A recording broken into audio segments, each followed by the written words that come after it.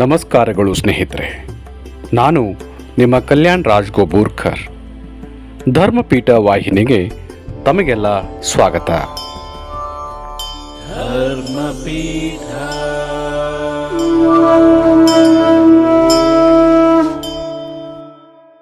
ದ್ವಾದಶ ಜ್ಯೋತಿರ್ಲಿಂಗಗಳು ಮಾಲಿಕೆಯ 10ನೇ ಸಂಚಿಕೆಯಲ್ಲಿ ಶ್ರೀ ನಾಗೇಶ್ವರ ಜ್ಯೋತಿರ್ಲಿಂಗದ ಮಹತ್ವ ಮತ್ತು ಪೌರಾಣಿಕ ಹಿನ್ನೆಲೆ ತಿಳಿಯೋಣ.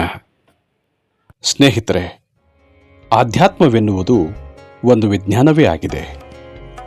ಅವ್ಯಕ್ತ ಶಕ್ತಿಯೊಂದನ್ನು ಮಾನಸಿಕವಾಗಿ ಪರಿಭಾವಿಸಿ ಆ ಶಕ್ತಿಯೊಂದಿಗೆ ಸಂಭಾಷಿಸುವುದು, ಮನಸ್ಸಿನ ಭಾವನೆಗಳನ್ನು ಮೌನದಲ್ಲಿ ಅಥವಾ ಆ ಶಕ್ತಿಗೆ ಮೂರ್ತಿ ರೂಪ ನೀಡಿ ಪೂಜಿಸುವುದರ ಮೂಲಕ, ಅರ್ಚಿಸುವುದರ ಮೂಲಕ ತನ್ನನ್ನು ತಾನು ಆಪ್ತ ಸಮಾಲೋಚನೆ ಮಾಡಿಕೊಳ್ಳುವುದೇ ಆಗಿದೆ.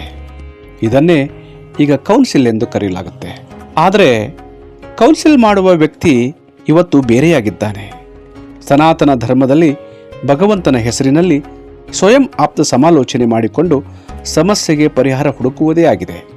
ಹಾಗಾಗಿ ಆಧ್ಯಾತ್ಮ ಒಂದು ಮನೋವಿಜ್ಞಾನವೆಂದು ನಾವು ಪರಿಭಾವಿಸೋಣ ಮತ್ತು ಸತತ ಅಭ್ಯಾಸದಿಂದ ಆತ್ಮೋನ್ನತಿಯನ್ನು ಸಾಧಿಸೋಣ ಎಂದು ಹೇಳ್ತಾ ಸಂಚಿಕೆ ಪ್ರಾರಂಭ ಮಾಡ್ತೀನಿ. ಅದಕ್ಕಿಂತ ಮೊದಲು ಸ್ನೇಹಿತರೆ, ನಿಮ್ಮೆಲ್ಲರ ಪ್ರೋತ್ಸಾಹವೇ ನಮ್ಮ ಉತ್ಸಾಹ. ಇನ್ನೂ ಯಾರು ಸಬ್ಸ್ಕ್ರೈಬ್ ಮಾಡಿಕೊಂಡಿಲ್ವೋ ದಯವಿಟ್ಟು ಸಬ್ಸ್ಕ್ರೈಬ್ ಮಾಡಿಕೊಂಡು ನಮ್ಮನ್ನು ಪ್ರೋತ್ಸಾಹಿಸಿ ಅಂತ ಕೇಳ್ಕೊಳ್ತೀನಿ. 12 ಜ್ಯೋತಿರ್ಲಿಂಗಗಳಲ್ಲಿ ಒಂದಾಗಿರುವಂತಹ ಪ್ರಸಿದ್ಧ ಶ್ರೀ ನಾಗೇಶ್ವರ ಜ್ಯೋತಿರ್ಲಿಂಗವು ಗುಜರಾತ್ ರಾಜ್ಯದ ದ್ವಾರಕೆಯಿಂದ ಕೇವಲ 17 ಕಿಲೋಮೀಟರ್ ಅಂತರದಲ್ಲಿ ಸ್ಥಾಪಿತಗೊಂಡಿದೆ. ಪುರಾಣಗಳಲ್ಲಿ, ಶಾಸ್ತ್ರ ಗ್ರಂಥಗಳಲ್ಲಿ ಬಹಳ ವಿಶೇಷವಾಗಿ ಶ್ರೀ ನಾಗೇಶ್ವರ ಜ್ಯೋತಿರ್ಲಿಂಗದ ಬಗ್ಗೆ ವರ್ಣಿಸಲಾಗಿದೆ. ಪುರಾಣಗಳು ಹೇಳುವ ಕಥೆ ಪ್ರಕಾರ ಸುಪ್ರಿಯ ಎಂಬ ಒಬ್ಬ ಶಿವಭಕ್ತನಿದ್ದ. ಸದಾಕಾಲ ಶಿವನ ಧ್ಯಾನದಲ್ಲಿ ಅವನು ಕಾಲ ಕಳೆಯುತ್ತಿದ್ದ.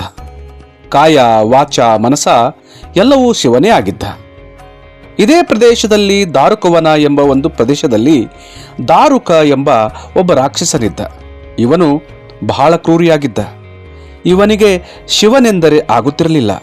ಯಾರಾದರೂ ಶಿವನ ಪೂಜೆ ಮಾಡಿದರೂ ಸರಿ, ಅದಕ್ಕೆ ವಿಘ್ನವನ್ನು ಒಡ್ಡಿ ತೊಂದರೆ ಕೊಡುತ್ತಿದ್ದ. ಋಷಿಗಳು, ಮುನಿಗಳು ಶಿವಪೂಜೆ, ಶಿವಧ್ಯಾನದಲ್ಲಿ ತೊಡಗಿದ್ದರೂ ಕೂಡ ಅವರಿಗೂ ಶಿಕ್ಷಿಸುತ್ತಿದ್ದ. ಇಂತಹ ರಾಕ್ಷಸನಿಗೆ ಒಂದು ದಿನ ಸುಪ್ರಿಯನು ಶಿವನ ಪೂಜೆ ಮಾಡುತ್ತಾನೆ, ಅರ್ಚನೆ ಮಾಡುತ್ತಾನೆ. ಅವನಿಗೆ ಸದಾಕಾಲವೂ ಶಿವನದೇ ಧ್ಯಾನ ಎಂಬ ವಿಚಾರ ತಿಳಿದು ಬರುತ್ತದೆ. ಇದರಿಂದ ದಾರುಕ ಬಹಳ ಕೋಪಗೊಳ್ಳುತ್ತಾನೆ. ಅಂಥವರು ತನ್ನ ವೈರಿ ಎಂದೇ ಅವನು ಭಾವಿಸಿದ್ದರಿಂದ ಸುಪ್ರಿಯನು ಯಾವಾಗ ಪೂಜೆ ಮಾಡಿದರೂ ಅದನ್ನು ಹಾಳು ಮಾಡಲು ಪ್ರಾರಂಭ ಮಾಡುತ್ತಾನೆ. ಆದರೂ ಸುಪ್ರಿಯ ಹೆದರುವುದಿಲ್ಲ. ಶಿವಧ್ಯಾನ, ಶಿವಪೂಜೆ ಮರೆಯುವುದೇ ಇಲ್ಲ. ಆಗ ದಾರುಕನಿಗೆ ಕೋಪ ಇನ್ನಷ್ಟು ಹೆಚ್ಚಾಗುತ್ತದೆ. ಸುಪ್ರಿಯನನ್ನು ಬಂಧಿಸಿ ಹಲವಾರು ಜನ ಕೈದಿಗಳಿರುವಂತಹ ಬಂದಿಖಾನೆಗೆ ಹಾಕುತ್ತಾನೆ. ಅಲ್ಲೂ ಕೂಡ ಸುಪ್ರಿಯ ಸದಾಕಾಲ ಶಿವನ ಧ್ಯಾನದಲ್ಲಿ ತೊಡಗುತ್ತಾನೆ.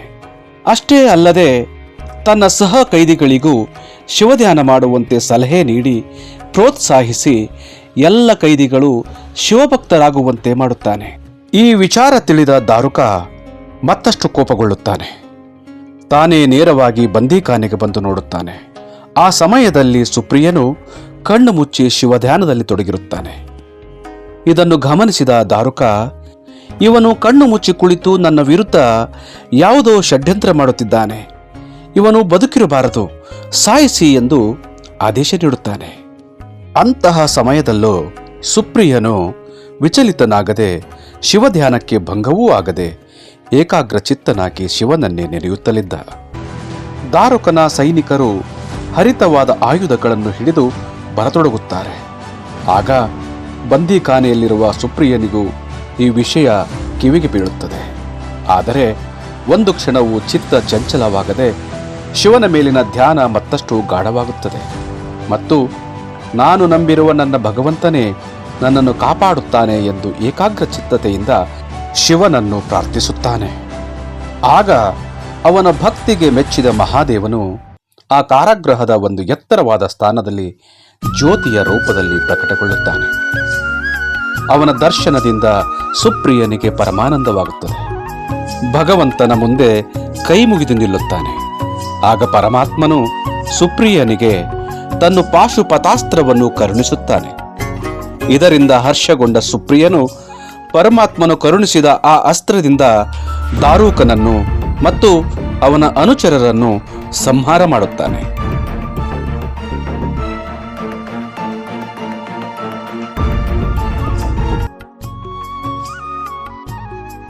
ನಂತರ ಶಿವನ ಆದೇಶದಂತೆ ಶಿವಲೋಕಕ್ಕೆ ಹೊರಟು ಹೋಗುತ್ತಾನೆ. ಭಗವಂತನು ಅಲ್ಲಿ ಪ್ರಕಟವಾದಾಗ ಅವನ ಕೊರಳಿನಲ್ಲಿ ನಾಗೇಶ ಅಂದರೆ ನಾಗರಾಜನು ಇದ್ದ ಕಾರಣ ಪರಮಾತ್ಮನೇ ಅಲ್ಲಿನ ಜನರನ್ನುದ್ದೇಶಿಸಿ, ಇಂದಿನಿಂದ ನಾನು ಇಲ್ಲಿಯೇ ನೆಲೆಸುತ್ತೇನೆ. ನಾಗೇಶ್ವರ ಜ್ಯೋತಿರ್ಲಿಂಗವೆಂದು ನನ್ನನ್ನು ಜನರು ಕರೆಯಬಹುದು. ಯಾರು ನನ್ನನ್ನು ದರ್ಶನ ಮಾಡಿ ಏಕಚಿತ್ತ ಭಾವದಿಂದ ಪೂಜಿಸಿ ಪ್ರಾರ್ಥಿಸುವರೋ ಅಂಥವರ ಮನಸ್ಸು ಮತ್ತು ದೇಹ ವಿಷಮುಕ್ತವಾಗುತ್ತದೆ ಎಂದು ಹೇಳಿ ಭಗವಂತನು ಮಾಯವಾಗುತ್ತಾನೆ. ಹೀಗೆ ಮಹಾದೇವನು ಶ್ರೀ ನಾಗೇಶ್ವರ ಜ್ಯೋತಿರ್ಲಿಂಗದ ರೂಪದಲ್ಲಿ ಇಲ್ಲಿ ನೆಲೆ ನಿಲ್ಲುವನು. ನೋಡಿದ್ರಲ್ಲ ಸ್ನೇಹಿತರೆ, ಶಾಸ್ತ್ರಗಳಲ್ಲಿ ಹೇಳಿರುವ ಹಾಗೆ ಯಾರು ಶ್ರದ್ಧಾಪೂರ್ವಕವಾಗಿ ಈ ಜ್ಯೋತಿರ್ಲಿಂಗದ ಉತ್ಪತ್ತಿ ಮತ್ತು ಮಹಾತ್ಮೆಯ ಕತೆ ಕೇಳುವರೋ ಅವರು ಎಲ್ಲ ಪಾಪ ಕರ್ಮಗಳಿಂದ ಮುಕ್ತಿ ಹೊಂದುತ್ತಾರೆ, ಭೂಲೋಕದ ಸಮಸ್ತ ಸುಖಗಳನ್ನು ಪಡೆಯುತ್ತಾರೆ, ಕೊನೆಗೆ ಶಿವನ ಕೈಲಾಸಧಾಮವನ್ನೇ ಸೇರುತ್ತಾರೆ. ಸ್ನೇಹಿತರೆ, ಆ ಭಗವಂತ ಶ್ರೀ ನಾಗೇಶ್ವರ ಜ್ಯೋತಿರ್ಲಿಂಗವು ಎಲ್ಲರ ಬಾಳು ಬೆಳಗಲಿ ಎಂದು ಹೇಳುತ್ತಾ, ನಮ್ಮ ಈ ಸಂಚಿಕೆ ತಮಗೆ ಇಷ್ಟವಾಗಿದೆ ಎಂಬುದು ನಮ್ಮ ನಂಬಿಕೆ. ಇನ್ನೂ ಯಾರು ಸಬ್ಸ್ಕ್ರೈಬ್ ಮಾಡಿಲ್ವೋ ಸಬ್ಸ್ಕ್ರೈಬ್ ಮಾಡಿಕೊಂಡು ನಮ್ಮನ್ನ ಪ್ರೋತ್ಸಾಹಿಸುವಿರಿ ಎಂದು ಹೇಳುತ್ತಾ ಸಂಚಿಕೆ ಮುಗಿಸುತ್ತೇನೆ. ನಮಸ್ಕಾರಗಳು. ಧರ್ಮಪೀಠ